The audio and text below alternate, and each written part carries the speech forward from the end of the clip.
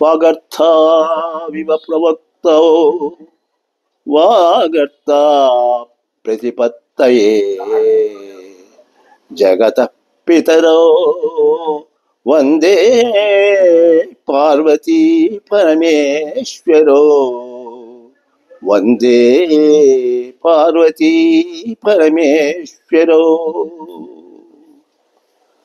శ్రోత మహాశైలకు, ప్రేక్షక మహాశైలకు శుభాభివందనములు. మనము ఈ యొక్క ఎపిసోడ్ నందు మానవుడు విభూతి ధారణ చేసేదాని వల్ల ఏమి లాభం ఉంది, ఏమి ఉపయోగం ఉంది అనేటువంటి విషయాన్ని గురించి చెప్తున్నాం. మునుపు ఎపిసోడ్లో ఇంతకుముందు కుంకుమ ధారణ వల్ల మనకి ఏం కలుగుతుంది అనేటువంటి విషయాన్ని చెప్పినాము.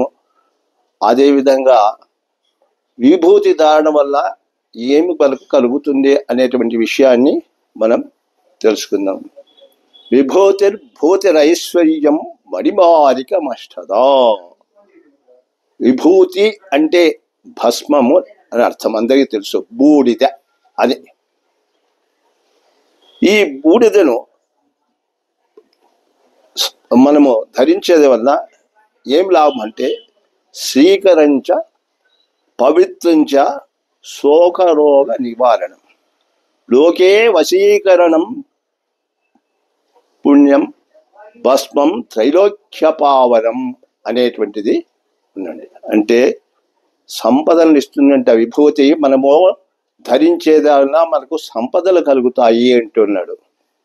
అంతేకాదు పవిత్రతను కూడా చేకూరుస్తుంది. మనలో ఉన్నటువంటి మలినాలన్నీ మానసికంగా కావచ్చు, శారీరకంగా కావచ్చు, ఏ విధంగా అయినటువంటి ఆ మలినాలన్నీ పోగొట్టేస్తుంది. అంతేకాదు దుఃఖాన్ని లేకుండా చేస్తుంది. మన శరీరంలో ఉన్నటువంటి రోగాల్ని నివారిస్తుంది, రోగాలను కూడా పోగొడుతుంది. మరియు ప్రజలను వశీకరణ చేసేటువంటిది. మనము ఈ విభూతి ధారణ చేసుకొని పోతే బయటికి మనము 10 మంది చూస్తారు, చూసే ఆహారి వాళ్ళు ఒక గౌరవ భావాన్ని వెలుబుచ్చుతారన్నమాట. అంతేకాదు 3 లోకంలోనూ పావనములు కలిగించేస్తుంది, పవిత్రాన్ని కలిగించేటువంటిది ఈ యొక్క విభూతి.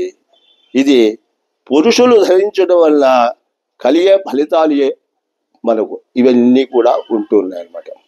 కాబట్టి విభూతి అంటే ఇంత ప్రాబల్యమును సంపాదించుకునేది, కలిగి ఉండేది. కాబట్టి అటువంటి విభూతిని మనము పెట్టుకోవాలంటే నామర్ద పడుతూ ఉంటాం.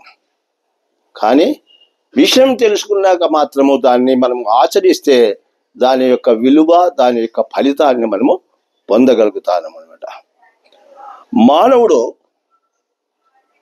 ఎందుకు విభూతి పెట్టుకొనకూడదు అనేటువంటి దాంట్లో ఉన్నాడు. విభూతిని ధరిస్తే ఏం లాగుతుంది అనేది కూడా వాళ్లకు సంశయంగా ఉంటుంది.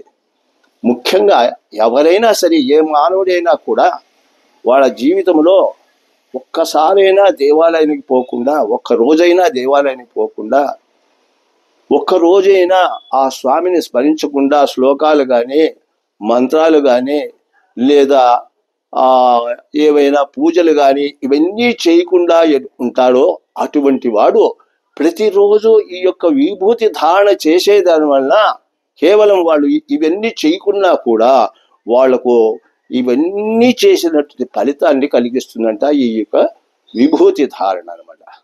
కాబట్టి ఇంత పవిత్రమైన విభూతి ధారణను మనము చేసుకోవాలి. అంతేకాదు పరమేశ్వరుడు ఆయన శరీరం నుండా ఆయన విభూతినే ధరించున్నాడే కానీ వేరే ఏమి.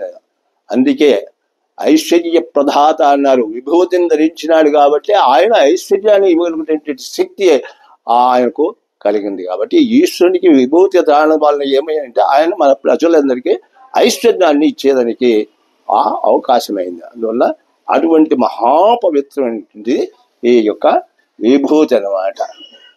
అంతటి శక్తివంతమైన విభూతిని, ఐశ్వర్యాన్ని, బలాన్ని, ఇక మనసుకు ఆరోగ్యాన్ని, మానసిక రోగాలను పోగొట్టేది, మా సంపదలను కూర్చేటువంటిది. కాబట్టి ఈ విభూతిని ప్రతి వాళ్ళు కూడా నిత్యము కూడా ఉదయము ఈ విభూతిని, ఒట్టి విభూతి ధరించుకోవాలి ముఖం.